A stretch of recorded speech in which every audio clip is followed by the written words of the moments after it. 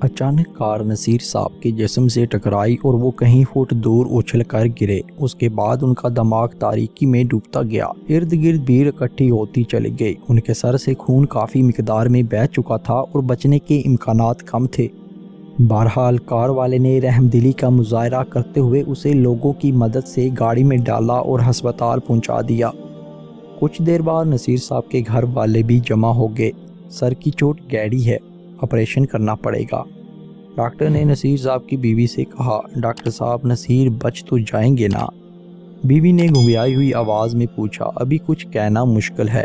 Doctor نے لاپرواہی سے جواب دیا اور برابر کھڑے ایک ساتھی سے خوشگپیوں میں مصروف ہو گیا۔ آپریشن تھیٹر میں ایک ایمرجنسی کی کیفیت تھی۔ ہلکے نیلے رنگ کے گاؤن پہنے ہوئے اور منہ چھپائے ڈاکٹر اور نرسیں تیزی سے اوزار کو ترتیب دینے میں مصروف تھے۔ تھیٹر کے اوزار، مشینیں اور سرچ لائٹیں بھیانک سا منظر پیش کر رہی تھیں۔ نصیر صاحب کی آنکھیں بند تھیں اور وہ ساکت لیٹے ہوئے تھے۔ اچانک ان کے جسم میں حرکت ہوئی، شاید اسے ہوش آ رہا ہے۔ اسے جلدی بے ہوش کرو، اسے دیکھ کر ایک ڈاکٹر بولا۔ بے ہوشی کا انجیکشن لگا دیا گیا اور نصیر صاحب کے دماغ میں روشن ہوتی چند شمعیں لو بھڑکنے سے پہلے ہی بجھ گئیں، لیکن بے ہوشی کا انجیکشن اس کے لاشعور کو سلانے میں ناکام تھا۔ نصیر صاحب کے لاشعور میں ماضی کی فلم چلنے لگی۔ انہوں نے دیکھا کہ وہ سرکاری دفتر میں اپنی 19 گریڈ کی کرسی پر براجمان ہیں۔ سامنے ایک شخص بیٹھا ان سے مخاطب ہے، بھائی میرے، یہ مذہب وذہب حرام اور حلال سب پرانی باتیں ہیں، زمانے کے ساتھ چلو۔ اگر آج تم نے اوپر کا مال کمایا ہوتا تو بنگلے، گاڑیاں، خدام اور نہ جانے کیا کیا تمہاری جولی میں ہوتا، لیکن تم ہو کہ وہی 120 گز کے مکان میں خود کو اور بیوی بچوں کو سسکا رہے ہو۔ وہ شخص اپنی مکار آواز میں بولا۔ نصیر صاحب سے اس کی ملاقات پہلی نہیں تھی، بلکہ اس سے قبل بھی وہ اس سے مل چکا تھا۔ پہلے تو وہ اس کی باتوں پر چراغ پا ہو جایا کرتا تھا، لیکن آج معاملہ کچھ اور تھا۔ انہیں اپنی بیوی کے کینسر کا علاج کروانے کے لیے ایک بڑی رقم درکار تھی، لیکن نہ تو یہ رقم ان کے پاس موجود تھی اور نہ کوئی ادھار دینے کو تیار تھا۔ اب بھی وقت ہے، میری بات مان لو، بس کچھ بھی نہیں کرنا ہے، اس بل پر سائن کرنے ہیں اور پیسے، تمہاری بیوی کا علاج بھی ہو جائے گا، ہمارا کام بھی۔ وہ شخص نصیر صاحب کو شش و پنج میں دیکھ کر بولا۔ نصیر صاحب اس گو کیفیت میں تھے۔ وہ شخص آہستہ آہستہ انہیں رام کرتا رہا، ٹھیک ہے، میں تیار ہوں، لیکن میں دستخط آج نہیں بلکہ کل کروں گا۔ دماغ میں ایک بھونچال سا آیا ہوا تھا، ایک طرف بیوی کی زندگی اور دوسری طرف اللہ کی ناراضگی۔ وہ اس کیفیت میں روڈ کے اس پار جانے کی کوشش کر رہے تھے کہ کار کی ٹکر نے انہیں آپریشن تھیٹر پہنچا دیا۔ آپریشن شروع ہو چکا تھا۔ سی ٹی اسکین کی رپورٹ کے مطابق دماغ میں خون جمع ہوا تھا۔ نصیر صاحب کا ساکت وجود ڈاکٹروں کے رحم و کرم پر تھا۔ سرجن نصیر صاحب کے سر کو اوزار سے چھلنی کرنے میں مصروف تھا، لیکن وہ ان کے لاشعور میں چلنے والے مناظر سے بے خبر تھا۔ نصیر صاحب کے لاشعور میں کچھ عجیب و غریب کروڑوں سال پرانی باتیں آنے لگیں۔ یہ شاید وہ دور تھا جب انسان کو اس دنیا میں نہیں بھیجا گیا تھا، البتہ فرشتے اور جنات وجود میں آ چکے تھے۔ پھر خدا نے آدم کی تخلیق کی اور ساتھ ہی اس نے فرشتوں اور دیگر مخلوقات کو اپنے منصوبے سے آگاہ کر دیا کہ وہ دنیا میں انسانوں کو آزمائش کی غرض سے بھیجنے والا ہے۔ انسان اس دنیا میں اللہ کا خلیفہ یعنی ایک با اختیار مخلوق ہوگا۔ فرشتوں نے اپنے خدشے کا اظہار کیا کہ اگر انسان کو ارادہ اختیار دے کر بھیجا گیا تو یہ بڑا خون خرابہ کرے گا۔ خدا نے جواب دیا کہ جو میں جانتا ہوں وہ تم نہیں جانتے۔ پھر خدا نے فرشتوں کے اعتراض کو دور کرنے کے لیے آدم کو ان لوگوں کے نام سکھا دیے جو اس اختیار کے باوجود انبیاء، صدیقین، شہداء اور صالحین ہوں گے، اور یہ لوگ اپنی جان جوخم میں ڈال کر بھی بندگی کے سارے تقاضے پورے کریں گے۔ یہ دنیا کی سیج انہی کے لیے سجائی جا رہی ہے، باقی جو جاڑ پھونس ہے اس کا مقدر جہنم کا ایندھن ہے، کیونکہ وہ اپنے منتخب کردہ امتحان میں ناکام ہیں۔ جب فرشتوں کو اپنی لا علمی کا اندازہ ہوا تو وہ سر نگو ہو گئے۔ اس کے بعد خدا فرشتوں اور اس ذیل کی دیگر مخلوقات کو حکم دیا کہ وہ سب آدم کے سامنے سجدہ ریز ہو جائیں۔ اس سجدے کا مطلب یہ تھا کہ اب یہ انسان دنیا میں ایک محدود مہنوں بادشاہ اور حاکم کی حیثیت کا حامل ہوگا۔ وہ خدا کی مشیت کے مطابق اس دنیا میں مسکن بنائے گا، تمدن کی تعمیر کرے گا، کائنات مسخر کرے گا، اپنی مرضی سے خیر و شر کا انتخاب کرے گا اور آزمائش کے مراحل طے کر کے اپنی جنت یا دوزخ خود منتخب کرے گا۔ اس سارے عمل میں فرشتوں اور جنات کو اس کے سامنے عمومی طور پر سرنگو رہنا اور اس آزمائشی عمل میں روڑے اٹکانے سے گریز کرنا لازم ہوگا۔ یہ حکم صرف فرشتوں ہی کے لیے نہیں تھا بلکہ اس قبیل کی دیگر مخلوقات کے لیے بھی تھا جن میں جانات بھی شامل تھے۔ انہی جنوں میں سے ایک جن عزازیل نے سجدہ کرنے سے انکار کر دیا۔ یہ سجدے سے انکار در حقیقت خدا کی اسکیم میں بغاوت کا اعلان تھا۔ او مردود، تو نے سجدہ کیوں نہ کیا جبکہ میں نے تجھے اس کا حکم دیا؟ خدا کی غضبناک آواز گونجی، میں اس انسان سے بہتر ہوں، میں آگ اور یہ مٹی، بھلا میں اس کو کیوں سجدہ کرنے لگا؟ عزازیل اپنی مکروہ آواز میں بولا، تو پھر تو آج سے مردود اور ابلیس ہے، تو میری بارگاہ سے نکل جا، بے شک تو انتہائی چھوٹے اور پست لوگوں میں سے ہے۔ خدا نے اپنے فیصلے کا اعلان کیا۔ شیطان اس عزت افسائی پر بلبلا اٹھا اور چیلنج کے طور پر بولا، اے خدا بند، تیری عزت کی قسم، میں نچلا نہیں بیٹھنے والا، میں اس انسان کو تجھ سے گمراہ کر دوں گا، میں اس کی گفتگو، میل جول، لباس، تمدن و تہذیب، غرض ہر راستے سے اس پر نقب لگاؤں گا تاکہ انہیں تیری بندگی سے برگشتہ کر دوں، اور ان میں سے اکثر لوگوں کو گمراہ اور بھٹکا ہوا پائے گا، بس تو مجھے قیامت کے دن تک مہلت دے دے۔ خدا نے شیطان کی بات سن کر جواب دیا، جا، تجھے اجازت ہے، تو اپنے پیادے اور سوار سب لشکر لے آ، لیکن تیرا اختیار صرف وسوسے ڈالنے اور بہکانے تک ہے، پھر جس نے بھی تیری پیروی کی تو میں ان سب کو تیرے ساتھ جہنم میں ڈال دوں گا، جبکہ میرے چنے ہوئے بندوں پر تیرا کوئی اختیار نہ ہوگا۔ پھر خدا نے آدم اور ان کی بیوی حوا کو ایک عارضی جنت میں رکھا تاکہ دنیا میں پیش آنے والے امتحان کی نوعیت سے آگاہ کر سکے۔ خدا نے دونوں کو بتایا کہ وہ جہاں چاہے رہیں اور جو چاہیں کھائیں پئیں، البتہ وہ ایک مخصوص درخت کے قریب بھی نہ پھٹکیں، کہیں وہ ممنوع پھل کو نہ کھا لیں۔ ساتھ ہی انہیں یہ بھی بتا دیا گیا کہ شیطان انہیں ورگلانے کی کوشش کرے گا۔ ہر طرف ہریالی، ساتھ ہی پانی کی نہریں بہہ رہیں اور درخت پھلوں سے لدے ہوئے تھے۔ جب دونوں کو کسی پھل کی خواہش ہوتی تو درخت کی ڈالی جھک جاتی اور وہ اپنی خواہش کے مطابق پھل توڑ کر کھا لیتے۔ دور انہیں وہ جگہ بھی نظر آتی جہاں ممنوع درخت موجود تھا۔ وہ درخت ایک دور وادی میں تھا۔ اس وادی کی حدود ایک سیاہی مائل پانی کے چشمے سے شروع ہوتی تھی۔ دونوں نے تہیہ کر لیا تھا کہ اس چشمے کے قریب بھی نہیں پھٹکنا کہ کہیں خدا کی نافرمانی سرزد نہ ہو جائے۔ ایک دن ان کے پاس ایک اجنبی آیا اور آ کر بولا، یہ کیا تم دونوں یکسانیت سے بھرپور ایک بور زندگی گزار رہے ہو؟ آدم نے تشویشناک نظروں سے اسے دیکھا اور بولے، بھائی تم کون اور کیا چاہتے ہو؟ یہ چھوڑو کہ میں کون ہوں، اجنبی بولا۔ دونوں نے ایک دوسرے کی جانب دیکھا اور پھر آدم بولے، بھائی ہمیں ہمارے رب نے بہت کچھ دے رکھا ہے، ہم خوش ہیں اور ہمیں تمہاری ضرورت نہیں۔ اجنبی مایوسی کے عالم میں چلا گیا۔ دوسرے دن وہ اجنبی دوبارہ نظر آیا۔ اس دن وہ کافی پرجوش معلوم ہوتا تھا۔ وہ نزدیک آیا اور بولا، بھائی میں آپ لوگوں کے لیے خاص خبر لایا ہوں۔ وہ کیا؟ آدم بولے، میں دروازے کے پیچھے کھڑا ہوا تھا کہ اچانک دو فرشتے آپس میں بات کر رہے تھے۔ اجنبی نے سرگوشی کے انداز میں اپنی بات جاری رکھی۔ وہ کہہ رہے تھے کہ کالے چشمے کے اس پار ایک وادی ہے، اس وادی میں کچھ ایسے پھل ہیں جن کی تاثیر ان پھلوں سے جدا ہے۔ اس وادی کا حسن اس جگہ سے زیادہ ہے، وہاں دودھ اور شہد کی نہریں بہتی ہیں اور وہاں زندگی کا رنگ بالکل ہی نرالا ہے۔ آدم پر تجسس نگاہوں سے اجنبی کو دیکھنے لگے۔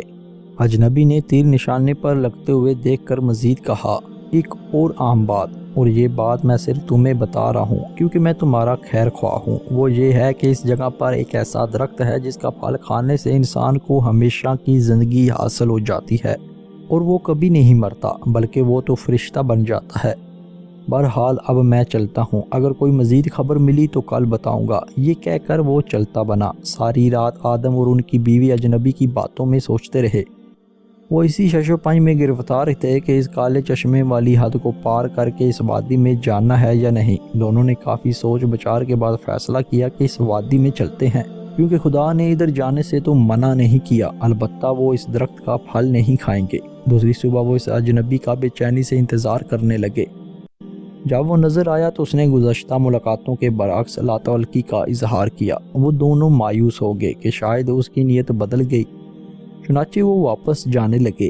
اجنبی نے جب بازی پلٹتی دیکھی تو ان دونوں کے پیچھے بھاگا اور بولا، بھائی اگر تم دونوں اپنا فیصلہ کر ہی چکے ہو تو آؤ میں تمہیں اس حسین وادی میں لے چلوں۔ چنانچہ وہ ان دونوں کو لے کر کالے چشمے کے اس پار لے آیا۔ آدم اور ان کی بیوی وہاں کی خوبصورتی دیکھ کر حیران رہ گئے۔ جوں جوں وہ اس وادی میں داخل ہوتے گئے ان کا خوف مسرت میں تبدیل ہوتا گیا۔ اجنبی مسکراتا ہوا ان کے پاس آیا اور بولا، میں نہ کہتا تھا کہ میں تمہارا خیر خواہ ہوں؟ تم خواہ مخواہ مجھے مشکوک انداز میں دیکھ رہے تھے۔ اب یہاں کھاؤ پیو عیش کرو۔ چند دن گزارنے کے بعد اجنبی ان دونوں کے پاس آیا اور بولا، بھائی یہ عیش کی زندگی گزار لو کیونکہ اس میں تمہارے چند ہی دن ہیں۔ وہ کیوں؟ آدم نے استفسار کیا۔ وہ اس لیے کہ تم نے ہمیشہ کی زندگی والا پھل نہیں چکھا۔ اگر تم وہ کھا لو تو تم فرشتے بھی بن سکتے ہو، پھر خدا کے مزید قریب ہو جاؤ گے اور اس جنت میں بلا روک ٹوک جہاں چاہو گے گھوم پھر سکو گے۔ اجنبی بولا، تم چاہتے ہو کہ ہم اس ممنوعہ درخت کا پھل کھائیں جس سے ہمارے رب نے منع فرمایا ہے؟ آدم نے پوچھا۔ بھائی تم نہیں جانتے کہ اللہ تعالیٰ کتنے غفور و رحیم ہے، اور میں یہ تھوڑا ہی چاہتا ہوں کہ تم پورا ہی وہ پھل کھا لو، بس تھوڑا سا چکھ لو۔ اگر خدا نے ناراضگی کا اظہار کیا تو پھینک دینا، اور ویسے بھی اس کو کھانے کے بعد تم ایسے فرشتے بن جاؤ گے جسے خدا کا قرب حاصل ہوگا، تو فکر کیسی؟ اجنبی بولا، بہرحال آدم اور حوا کا اطمینان قلب نہ ہوا۔ وہ رات ان دونوں نے بحث و مباحثے میں گزاری۔ اگلی صبح پھر اجنبی کا آمنا سامنا ہوا۔ اجنبی نے دونوں کو شش و پنج کے عالم میں دیکھ کر خوش ہوا، لیکن اپنی خوشی کو ان سے چھپا کر لاپرواہی کا اظہار کرنے لگا۔ جب دونوں نے کچھ نہ کہا تو خود ہی بولا، کل میں نے ایک فرشتے سے پوچھا کہ وہ کس طرح فرشتہ بنا، تا معلوم ہوا اس نے کیا جواب دیا۔ جب دونوں خاموشی سے اس کی جانب دیکھتے رہے تو خود ہی بولا، اس نے مجھے بتایا کہ اس نے اس درخت کا پھل کھایا تھا، تو اب وہ فرشتہ بھی ہے اور اسے موت بھی نہیں آئے گی، لیکن اس پھل میں تو خدا کی معصیت اور نافرمانی ہے۔ آدم احتجاج کے انداز میں بولے، ارے بھائی اتنے چھوٹے موٹے گناہوں پر بھی کوئی گرفت تھوڑی ہوتی ہے، بس پھل ہی تو کھانا ہے اور بس۔ اجنبی نے جواب دیا۔ باتوں باتوں میں دونوں کو اندازہ بھی نہ ہوا کہ اجنبی انہیں اس ممنوعہ درخت کے قریب لے آیا ہے۔ دونوں نے جب پھل کو اتنے قریب دیکھا اور اجنبی کی متاثر کن باتیں سنی تو خود پر قابو نہ رکھ سکے اور درخت کا پھل کھا لیا۔ پھل کھاتے ہی ماحول بدل گیا۔ ارد گرد کا نیلگوں آسمان سیاہی مائل ہو گیا۔ سبزہ کائی میں بدل گیا اور سبز پتے سوکھ کر خش و خاشاک کی طرح اڑنے لگے۔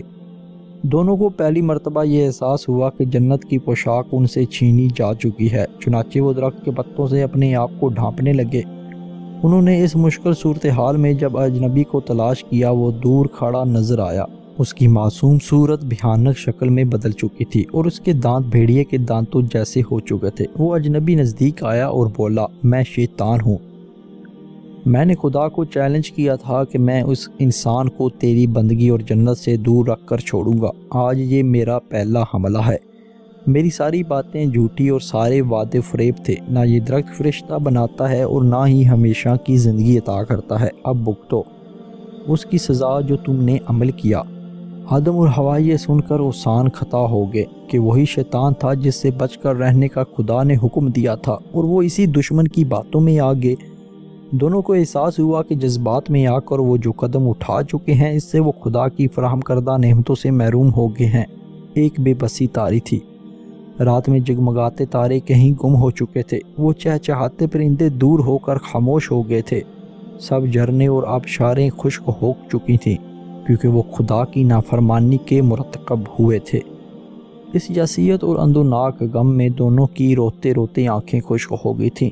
انہیں جنت کی نعمتوں کے چھن جانے کا اتنا افسوس نہ تھا جتنا اپنے پیارے اور محسن رب کی ناراضگی کا، جس نے وجود دیا، اس کے تقاضے پیدا کیے، ان تقاضوں کو احسان کے درجے میں پورا کیا، پھر نت نئے رنگ دے کر زندگی کا سامان کیا۔